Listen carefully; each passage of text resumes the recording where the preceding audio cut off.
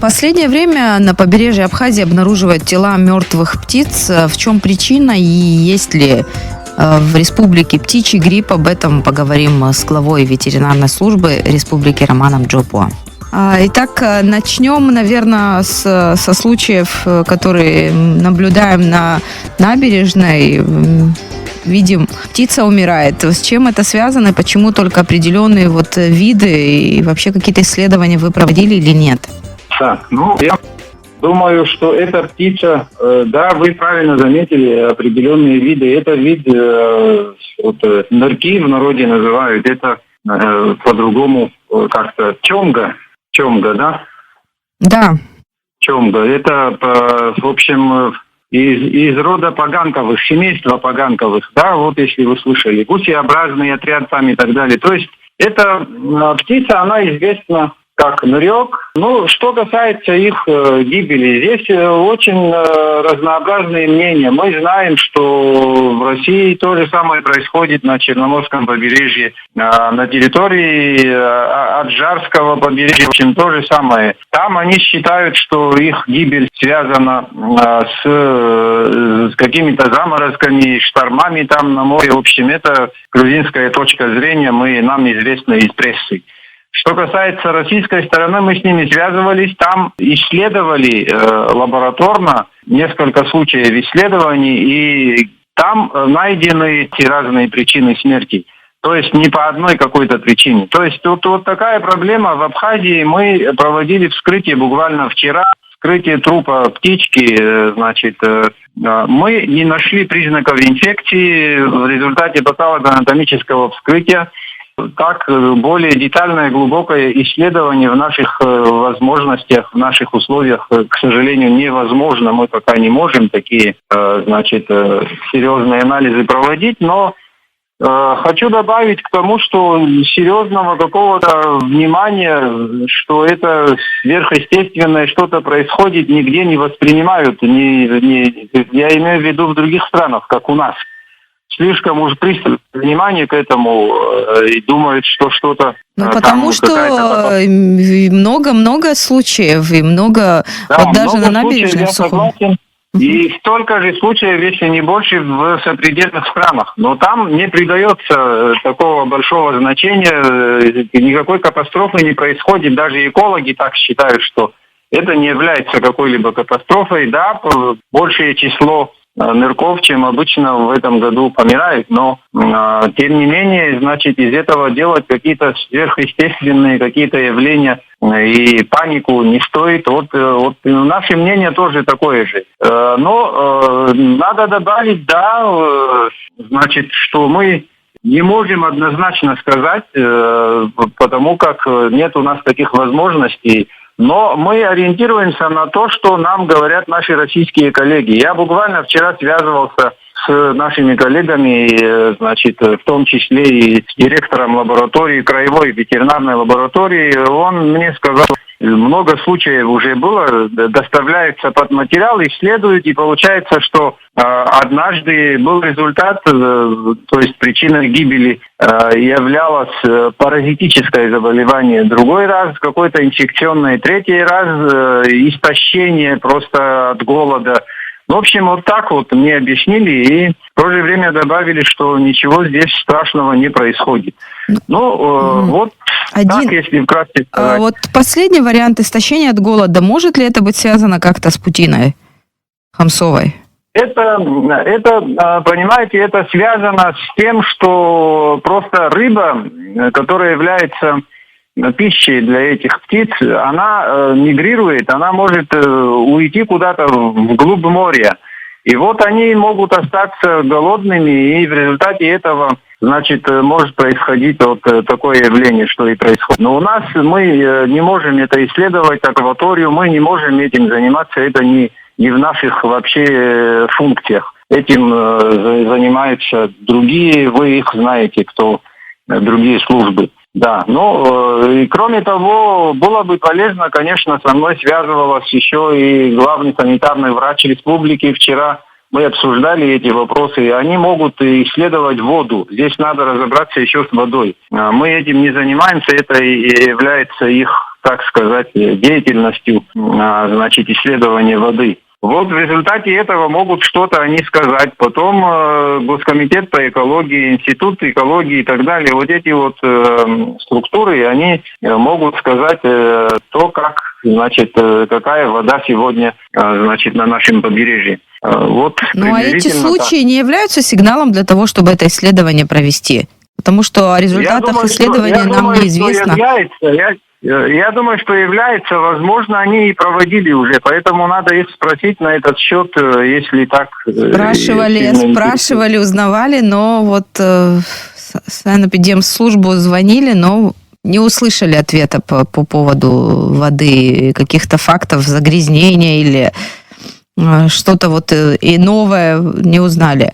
А вот насколько, на ваш взгляд, вот третья версия истощения, она вероятна, на ваш взгляд? У нас то, что мы вчера вскрывали труп птички, да, там не было истощения. Там достаточное количество жиров мы отметили внутри, значит, организма. Значит, это не похоже было вообще на истощение. Там органы были целые, и печень, и почки, и, значит, и сердце. Никаких изменений мы не заметили. То есть птичий грипп... Единственное, знаете, что мы обнаружили, это кровоизлияние глаз, слизистых оболочек глаз. Вот это мы заметили. Но с чем это может быть связано? Этот фактор надо устанавливать. Это нужен такой хороший институт или очень хорошая лаборатория. Вот, у нас таких возможностей нету, но определенно сказать, поэтому трудно, но... Тем не менее, мне кажется, что какой-то ответ от меня вы услышали. А вот если мертвая птица на берегу валяется, вот что с ней делать? Можно ли трогать? Ведь люди, дети там гуляют на берегу моря. Как быть? Как обрабатывать? Немножко жестко должен высказаться на эту тему. К сожалению, в прошлые годы неоднократно я лично, как руководитель ветеринарной службы республики, обращался письмом ко всем главам администрации районов. Это было не в прошлом, не в позапрошлом году, это несколько лет назад, но однако, и повторюсь несколько раз, значит, с просьбой о приобретении печей-утилизаторов, крематоров, да? Понимаете, что это такое, наверное? Да. Значит, да, это было проигнорировано. И один раз, и второй раз, и третий раз. Причем обещания были, что приобретут. Это нужно для того, чтобы трупы не валялись ни у берега моря, ни на дорогах, когда сбиваются, значит, животные машинами. Вот это вполне логичное наше требование, просьба, она всегда игнорируется. Вот надо спросить, почему это делается так. Причем это стоит не так уж дорого, просто нужно это иметь в каждом районе. Вот когда друг друга не слышим, вот поэтому и вопросы с вашей стороны. Мне кажется, что было бы очень логично, если вы этот вопрос зададите каждому главе администрации, что это необходимо иметь в своем районе. Хорошо, ну а если вот человек вот все-таки тронул эту птицу, что делать? Или вообще насколько опасно это для человека? Есть общие правила гигиены. Помыть хорошо руки, если он тронул там чисто случайно. Помыть хорошо руки, есть средства для этого. Но мне кажется, что паниковать не стоит, потому что если бы это был птичий грипп, да вообще любой труп, когда человек коснулся как-то, это же понятное дело, все понимают, взрослые люди. А детей подпускать не нужно к трупам. Вот. А так, что делать? Нужно утилизировать. Собирать, утилизировать. Все. Другого здесь ничего не дано. Этим должны заниматься соответствующие службы. Службы должны. А почему, на ваш взгляд, да именно чомги? А почему не болеют чайки, голуби? Да, этот вопрос тоже интересный. Но вот этот вид, он в данном случае, значит, оказался более уязвимым. Я думаю, что есть определенный рацион, если так можно выразиться. Вот именно они пострадали. Мы обнаружили в железистом желудке большое количество каких-то трав. То есть травы они поедают, а рыбных там каких-то данных, да, вот там мы не нашли. Значит, в желудке, в кишечнике, да. Вот. Так что это не повод делать какие-то заключения, не что я уже сказал вам, что это не было истощением, там было достаточное количество жиров в организме. То есть не худощавая была птичка. Вот. Вот если, допустим, мертвую чомгу, там собаки бывают тоже на берегу бегают или домой, потом эта собака придет, домашние животные, куры, насколько для них опасно? Может ли это передаться именно домашним птицам? Но все зависит от того, с чем мы дело имеем в данном случае. Если это что-то паразитарное, допустим, что маловероятно, опять же, маловероятно, да, что это от паразитов так массово погибают птички. Это просто исключено, потому что такое количество птиц не может по причине паразитологии, паразитов, да, помирать. Значит, вот единственное, если это паразиты. Если это птичий грипп, допустим, есть страшные заболевания, вот как птичий грипп, да, это может передаться любому теплокровному животному, в том числе и человеку. Но, опять же, там признаков птичьего гриппа не обнаружено. Вот, так что здесь можно сколько угодно обсуждать, но надо делать то, что реально в данных условиях. Это, значит, со всеми соблюдением предосторожности их утилизировать, останки закапывать там, и так далее. Вот так вот. Ну а чтобы убедиться наверняка, что вообще, в чем причина гибели птиц, может быть, есть смысл отправить тушки этих птиц в Россию? Там нет возможности понять. Сложности есть свои, а результата такого не будет. Значит, сложность заключается в границе. Перевозка через границу просто так, значит, не осуществится. Это разрешение, значит, центрального органа с Москвы. Это дело будет затягиваться. В общем, мы сталкиваемся с такой проблемой.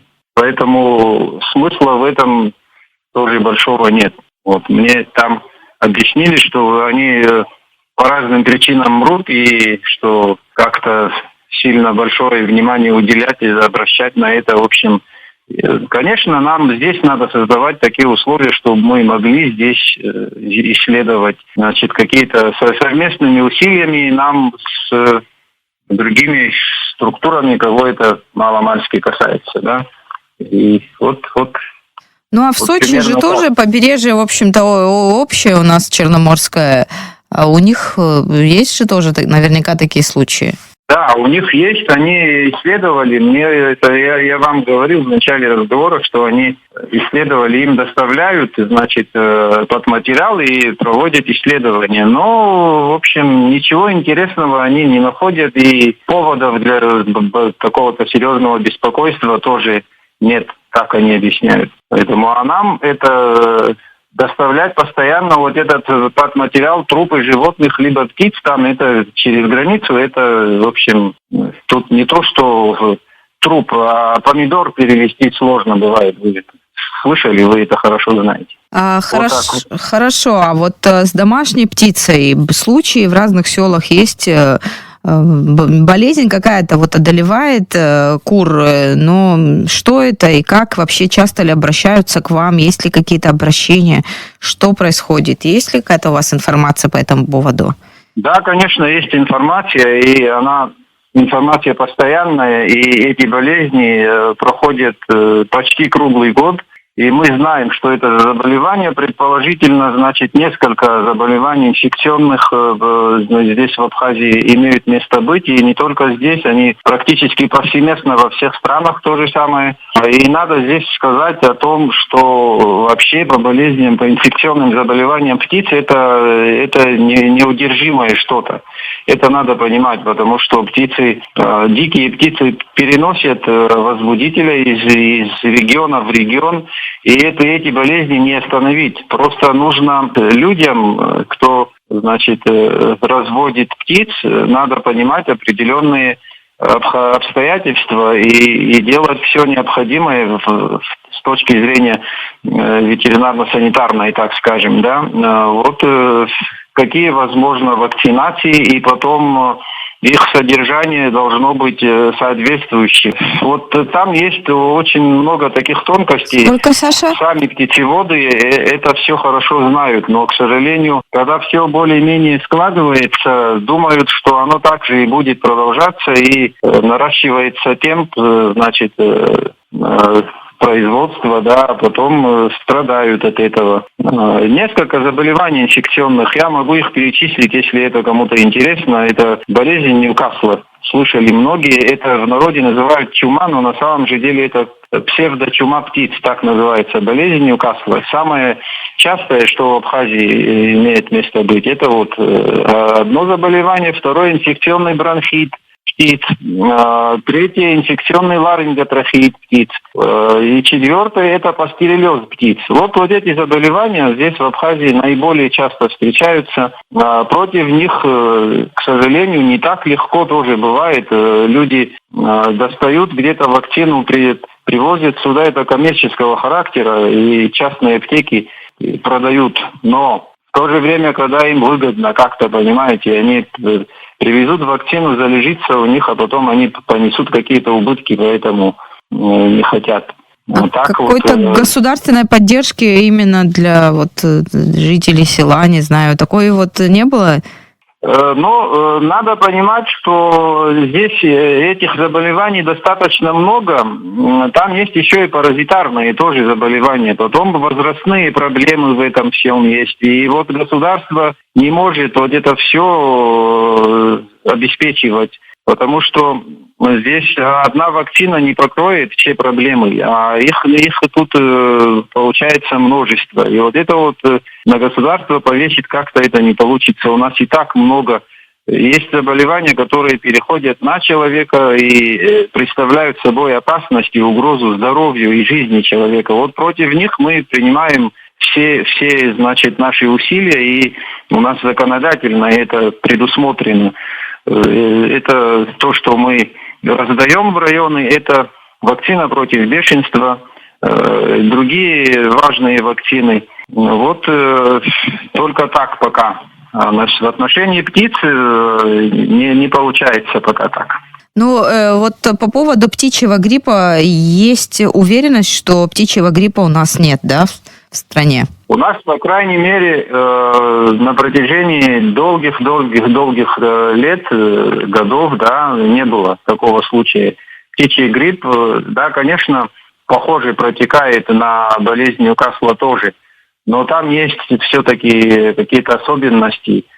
Чтобы человек заболел здесь птичьим гриппом, такого случая не было. Это вам бы было уже раньше меня известно. Не было такого случая. В других странах это имеет место быть. А у нас не было такого случая. Это не значит, что мы застрахованы, потому что я уже подчеркнул, что птицы – это перелетное создание. Могут занести где угодно, как угодно. Просто наша территория, она небольшая, незначительная, может быть, в силу этого, пока мы с этим не сталкивались. А если все-таки умирает птица в домах, что делать людям? Нести к вам, чтобы обследовать, понять причину, или куда? Вообще, куда должны люди идти? В СЭС, к вам, чтобы проверить? Я это много раз уже говорил. Значит, надо начинать не тогда, когда птица умерла. Как только заболела, уже нужно обращаться в ветеринарную службу соответствующего района.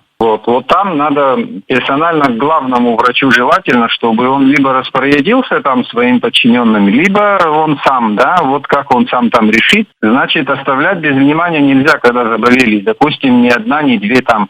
Надо начинать с того, что изолировать нужно больную птицу, и дальше уже обратиться в ветеринарную службу. А там дальше подскажут, что и как, какие там могут быть признаки, и как повести себя, и как отнестись к этому. Если вкратце. И последнее, уточняющий вопрос, если все-таки птичий грипп появится или есть, у вас есть возможность это понять, обследовать, я про птицу говорю сейчас. Значит, птичий грипп исследовать возможности такой реальной нет, но и оснований, и поводов для беспокойства тоже я не вижу, потому как у нас никогда не было птичьего гриппа. И запасаться какими-то условиями, средствами против птичьего гриппа, вести борьбу с тем, чего нет, это нигде так не принято. Хорошо, но какие симптомы, чтобы, если что, бить тревогу сразу? Как людям понять, что... Потому что это и для людей опасно. Да, конечно, опасно. Ну, я уже сказал, при заболевании птиц в любом случае нужно обращаться в ветеринарную службу. Я уже об этом сказал. Независимо от того, что это может быть. Там врач будет смотреть клинически, есть там какие-то данные. Вот, там будет истечение, там будет, ну, в общем, смотря в какой стадии заболевания. Там клиника меняется.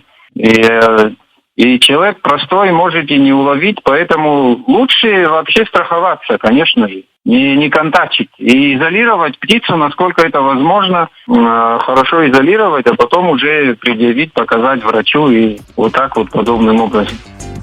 Спасибо большое. Всего вам доброго. Всего доброго. Я напомню, это был глава ветеринарной службы Республики Роман Джопо. Мы говорили о том, есть ли в стране птичий грипп и почему на Абхазском побережье много мертвых птиц. Такие были